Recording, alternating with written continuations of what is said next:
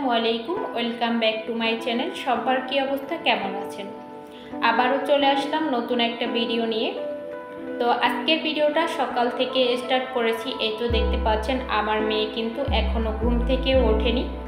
তো আমি বেডশিটটা চেঞ্জ করব, এজন্যই ওকে ডিস্টার্ব করছিলাম। তো ডিস্টার্ব করাতে কিন্তু ও মাথায় বালিশ দিয়ে নিয়েছে, যাতে আমি ওকে ডিস্টার্ব না করতে পারি, তার জন্য আর কি। তো তারপরও কিন্তু আমি ওকে উঠিয়েছি যে কোনো কষ্টে, তারপরে কিন্তু বেডশিটটা চেঞ্জ করে নিয়েছি। আসলে এই ছোটোখাটো কাজগুলো কিন্তু আমাদের কাছে খুবই কষ্টদায়ক, তারপরও কিন্তু করতে হয় আমাদের। পরিপাটি রাখতে হলে কিন্তু করতেই হবে।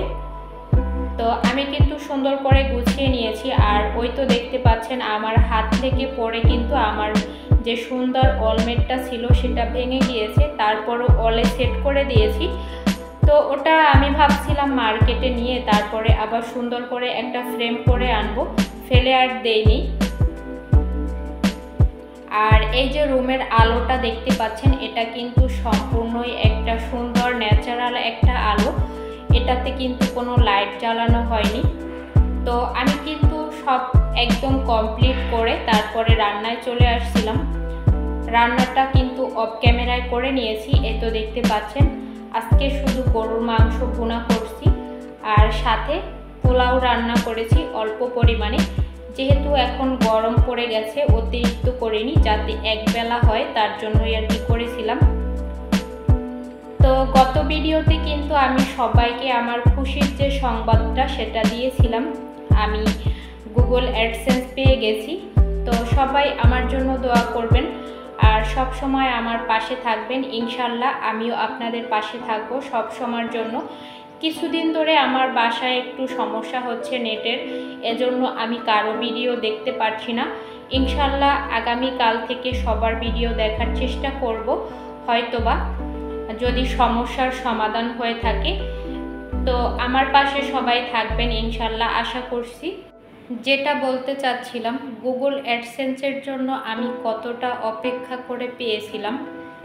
আমি 2024 ডিসেম্বর মাসের 20 তারিখে চ্যানেলটা মনিটাইজেশন করিয়েছিলাম। 2025 সালে এপ্রিলের 15 তারিখে আমি গুগল অ্যাডসেন্স পেয়ে গেছি। গুগল অ্যাডসেন্স পেতে কিন্তু আমার অনেকটা সময় কম লেগেছে, আরও 1 মাস কম লাগতো, যেটা আমার ভুলের কারণেই হয়েছে। যাই হোক, তো আমি কিন্তু এই তো দেখতে পাচ্ছেন বিকেলের জন্য সিম্পল একটু নাস্তা তৈরি করছিলাম। আমি নাস্তা হিসেবে একদম সিম্পলভাবে একটা নুডলসই সবসময় বেছে নিই, কারণ হচ্ছে নুডলস বাচ্চাদের পছন্দের তালিকার একটা খাবার। আমি মনে করি সব বাচ্চারাই কিন্তু নুডলসটা অনেক বেশি পছন্দ করে। তো সেটাই আমি রান্না করে নিলাম, সাথে কিন্তু গরুর মাংস আর গরুর কলিজাও দিয়েছিলাম। আর এই তো দেখতে পাচ্ছেন আমি কিন্তু গত বছরের আচার এবছর গরম করছি। এখানে কিন্তু 2 ধরনের আচার আছে, একটা হচ্ছে লেটকা আর একটা একটু গোটা গোটা দিয়েছি।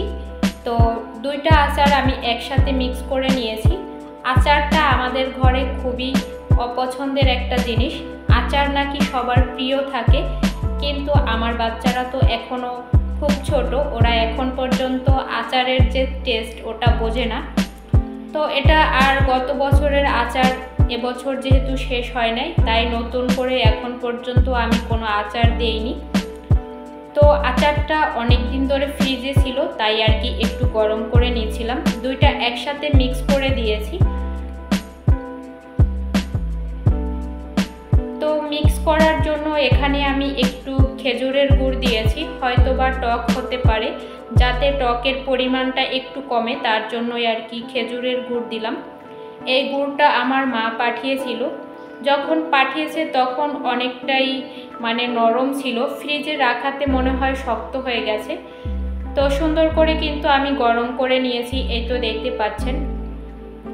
আর যেটা হচ্ছে সবার কাছে শুনি, আপনারা যারা ইউটিউবিং করছেন সবাই একটা আশা নিয়ে এখানে আসছেন, অবশ্যই কিছু না কিছু পাওয়ার জন্য।